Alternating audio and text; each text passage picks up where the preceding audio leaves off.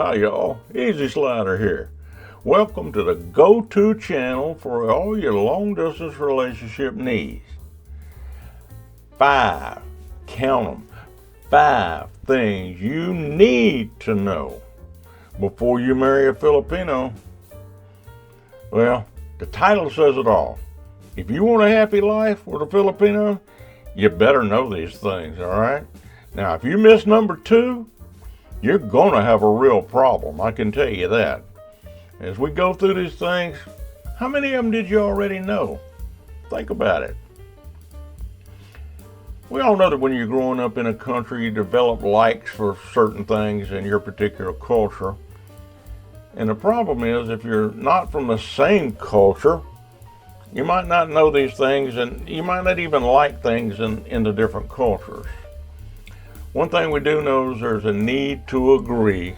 We have to agree with each other. If we don't, we're not going to be happy. So the more we know, the better for us. How can we do that? Well, let me tell you a little story. In Asia, there's this little fish. He's about that long. Little dried fish. See them everywhere in the markets, everywhere you go. Now the Asian women take these, and they take a pan, and they put a little bit of oil in it, and they put all these little dried fish in there, and they cook them. I can already hear you. I already know what you're thinking. You're thinking, okay, what's so bad about that, Slider? Well, if you only knew, okay. Let's just say this. When the fish are cooking, if you don't know that somebody's cooking these fish, you're probably going to start checking your shoes for something you stepped in. That's what happened to me the first time I smelled them. You get the point? You know, we can adjust and make things okay for both sides. But how are you going to do that? Are you going to make her stop eating these little fish? I call them stinky fish, all right? Good luck with that. Is she going to cook them anyway and make her house kind of smell like dog? I think you understand. If you want to know how I solved the problem, I'll tell you in a few minutes, so stick with me. And trust me on this, you need to know, all right? So my point is, there are things you better know before you marry a Filipino. Let's just go ahead and jump into these 5 things where you won't have to check your shoes, all right? Number 1. In the past videos, you've heard me speak about how important family is to the Filipino. You can even say that critical. Their family is a critical thing in their life. So what do you need to know about that?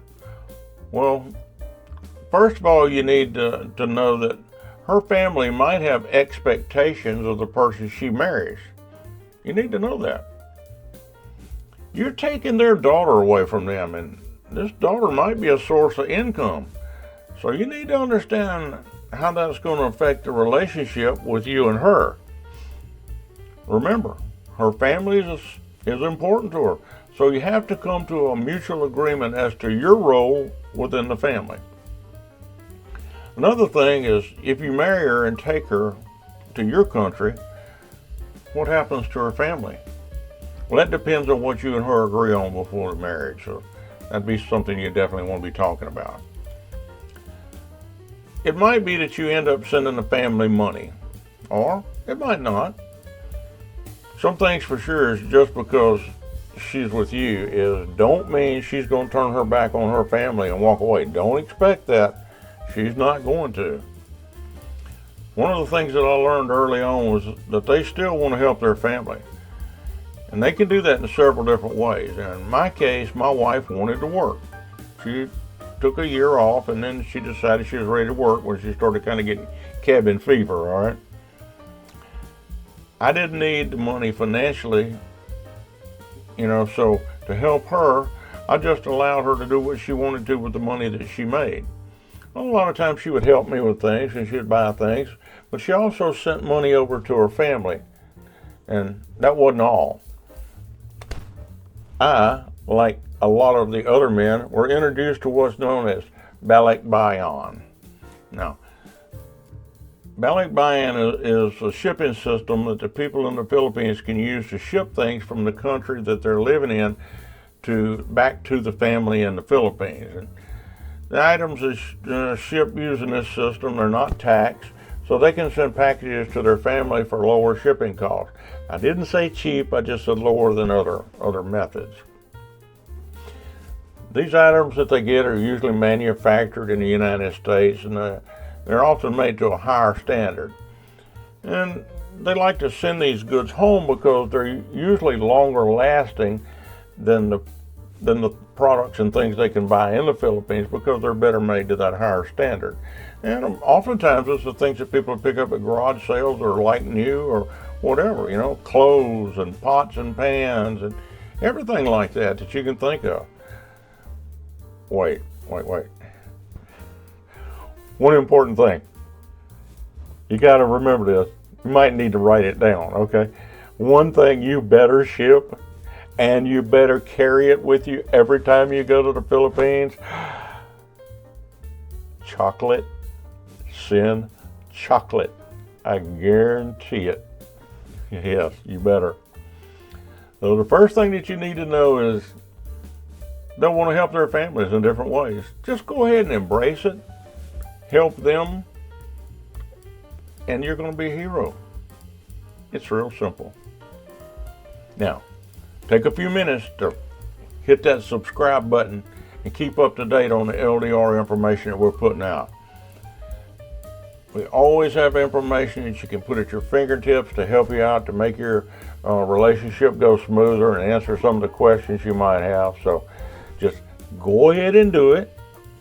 You'll be helping yourself, you'll be helping us, and we're going to work and strive to give you the information that'll be important that you can use. Okay? Do it now. Number 2. I can tell you without even a second thought that this subject is near and dear to every Asian's heart. Can you guess what it is? I give you a hint. It's something Asians cannot do without. What is it? Are you ready? Okay, here it is. Rice. Yes, rice is mega important, and you better understand that. Let me explain. Before I met my wife, I ate about a pound of rice every 2 months. A little small pack. A little pound of rice. Get with an Asian and see how quick that changes. Now we buy it in 25-pound bags, at least every 5 or 6 weeks. Morning, noon, night, it's cooked. Rice. So, if rice is that important, then you have to know that a rice cooker is also important. You're going to think, well, I just boil up. No. You need a rice cooker. It's designed for nothing but to cook rice. It cooks it fast, and it can cook a good bit of it. So a rice cooker is going to be one of the things you have in your house, and it's going to be used every day. It's not up for discussion. It's just a fact of life. If you're with an Asian, you're going to have to get a rice cooker. Just be prepared. Now, in video number 39, you can hear Roxanne talk about the importance of rice. Check out her interview. Her story's funny and entertaining, so don't skip over it. You'll enjoy it. Number 3, it's not a thing, it's a place. And it's a place of importance. Now, immediately you're probably thinking about some kind of shrine or temple or church or something like that. No. You have a grocery store where you normally buy your food every week, but there's a problem. Remember, now you have a partner that has a special food need. You ever think about that? That's a little different. When you're in the Philippines, you're going to see them eating all these kind of different foods, all right? So what's the problem? Well, you're not going to find these foods in your grocery store. Well, not many of them anyway. In my grocery store, none of them. So what do? It's going to be up to you to find a different kind of store. You'll need to locate an Asian store. Yeah, an Asian store. Have you ever been to one? For me, we have two in our area. They're about an hour drive apart, or about an hour drive from my house. One's in one direction and one's in the other direction. So we do have two. And what we do is we plan a trip usually about once a month. And mainly whichever direction we might be going to do something else, we'll make sure that we stop in at the Asian store in that area. We try to work them into our plans. We don't try to make just a special trip. Now, the Asian store is going to allow her to get things that she enjoyed at home, foods that she enjoyed at home, and where she'll still have some of the things that she likes, and that'll be a good thing. Now, funny part is when you go with her to the store, you're going to see some really strange things. And it's going to make you realize there's another world out there that you don't even know exists, all right? Number 4, a sure way to have problems is to ignore her customs and traditions. I'll give you an example. You might want her to do something that's against her customs and traditions, and when you do, it's going to cause a problem. Take time to learn about the customs and traditions. It's a good way to have a much smoother life, I can tell you that. And when you understand the things that she holds dear to her heart, you're going to avoid just a whole lot of problems. Avoiding things like arguing about politics and about religion, that'll just be going away. And it'll be comforting not to be arguing about those things. Always you can learn to enjoy the things that she enjoys. Once you understand them and understand how they affect her, it's going to be a really good thing. It's going to help you out a lot. And me personally, I enjoyed learning things about our culture. And you might be surprised to find out you agree with a lot of the things.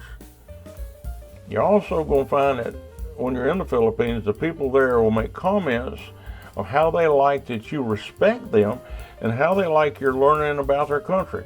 It might be something as simple as trying to say a word in Tagalog, and even if you kind of mess it up, they're going to laugh, but they respect the fact that you're making an effort to do something.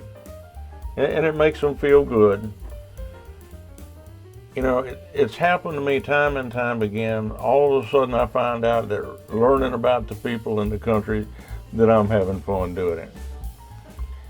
Now, you might not have never eaten off of a banana leaf using your hands.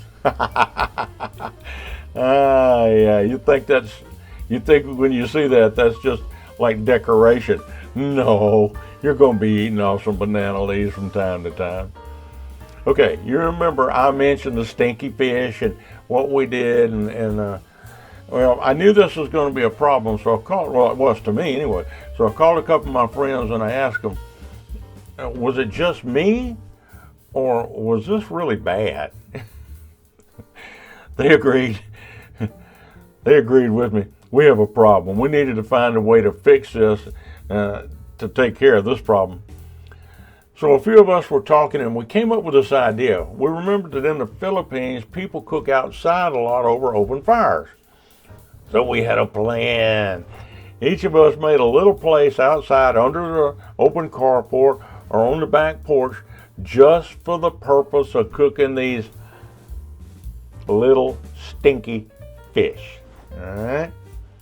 We all made a place. We put a fryer out there that they could use. And now they can go outside and cook their fish, and our house don't smell like dog poop. All right? That's a winner for the girls and a big winner for us. All right. Now let's get our final must-know thing. You have any ideas what it is? Could be surprised. Number 5 is in the Philippines, it's common for families and friends to get together and cook out and eat, but there's always, and I mean always, another thing they do. If you guess singing, you got it right. So be prepared to get a karaoke machine, or at least know somebody that's got a karaoke machine, and make sure they're invited. You can make sure she wants one, and if she does, it's not a bad investment. It's not a bad one. Probably she'd like to have her friends over to cook out and sing, and this happens a lot when you're married to a Filipino. You're going to come home one day from work, and you're going to find out that the house is full of people. They're cooking, and they're singing, and they're having a good time. You could probably be tired when you get home, but you're going to soon find out you're going to get caught up in the excitement, and you're going to have a good time. Hey, what can I say? Beautiful women cooking and singing. It don't get any better than that. Man. You know the old saying, happy wife, happy life. Now, follow these 5 things, and it's going to give you a start on a good life with your girl. She's going to be happy, and when she's happy, she's going to make you happy. Got me? All right. Okay.